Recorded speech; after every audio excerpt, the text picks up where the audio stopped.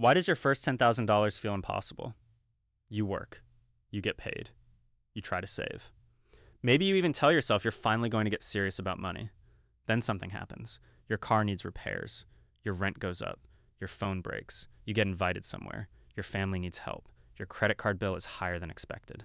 And suddenly, that $10,000 you're trying to build feels like it's moving further away instead of getting closer. You save $500 and then spend $300. You save $1,000 and an unexpected expense wipes out half of it. You finally reach $2,000 and somehow it feels like you're still broke.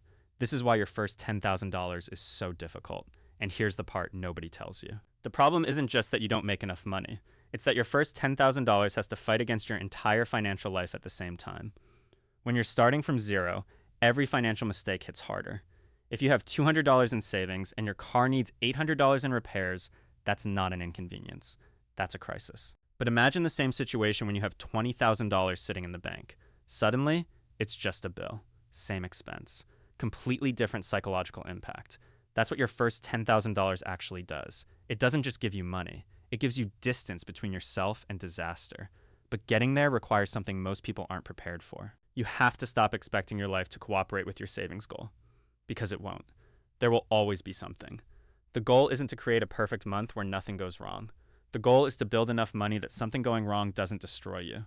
And this is where most people make their first mistake. They try to save whatever is left at the end of the month. They pay rent. They pay bills. They buy groceries. They go out. They order food. They subscribe to things they forgot they subscribed to. And then, at the end of the month, they look at their bank account and say, I'll save next month. But next month looks exactly the same. If you want to reach $10,000, saving can't be whatever happens accidentally. It has to happen first. The moment your paycheck arrives, some of it needs to disappear from your spending account. Not because you're disciplined, because you don't want to rely on discipline. If you make saving automatic, you don't have to win the same argument with yourself every single week. And there's another reason the first $10,000 feels so slow. You're probably measuring progress in dollars instead of momentum. Going from $0 to $1,000 feels enormous. Going from $1,000 to $2,000 feels easier. Then $2,000 to $5,000 starts moving faster. Not because money magically multiplies, because your behavior changes. You start thinking differently when you have money sitting there. You stop treating every unexpected expense like an emergency. You become less dependent on credit cards. You stop needing your next paycheck to rescue you from your previous paycheck. And that changes everything. The first $10,000 isn't really about becoming rich. It's about becoming harder to financially destroy. Think about how many decisions you make differently when you're broke. You need the paycheck on Friday. You can't afford to miss a shift. You can't replace your laptop. You can't handle a surprise medical bill. You can't move apartments without worrying about the deposit. You can't leave a terrible job because you have no runway. Money doesn't solve every problem, but having money gives you options. And options are one of the most valuable things money can buy. There's also a psychological trap that makes the first $10,000 even harder. The moment people start earning more, they start spending more. You get a raise. You upgrade your apartment. You get a better car. You eat out more. You buy nicer clothes. You start telling yourself, I make more now. I can afford it. And technically, you can. But affordability isn't the same thing as wealth. If your income increases by $500 a month and your lifestyle increases by $500 a month, you're not richer. You're just spending more. This is why your first $10,000 often requires something uncomfortable. You have to let yourself feel temporarily richer without actually becoming richer. You have to look at money in your bank account and resist the urge to turn it into stuff. Because your brain wants immediate rewards. A new phone feels real. A nice dinner feels real. A vacation feels real. $10,000 sitting in a savings account doesn't feel exciting until something goes wrong. Then suddenly that boring number becomes freedom. And there's one more thing you need to understand. You don't necessarily need to become extremely frugal to reach $10,000. You need to create a gap between what you earn and what you spend. If you earn $3,000 a month and spend $2,950, you're going to struggle. If you earn $3,000 and spend $2,500, you have a $500 gap. That's $6,000 a year. If you can increase that gap to $800, you're approaching $10,000 in a little over a year.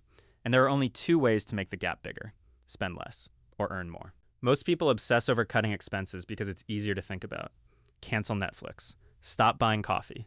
Eat at home. Sure, those things can help, but there is a limit to how much you can cut. You can't reduce your rent to zero.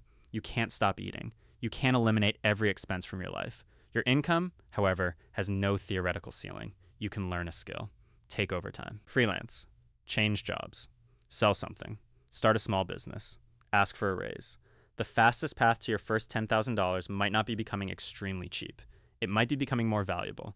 And once you finally reach that number, don't immediately celebrate by spending it. That's another trap. Your first $10,000 isn't a trophy. It's a foundation. Keep it. Let it sit there. Let it become boring. Because the moment you have enough money to handle an unexpected $1,000 expense without panicking, your entire relationship with money starts to change. You stop asking, can I afford this?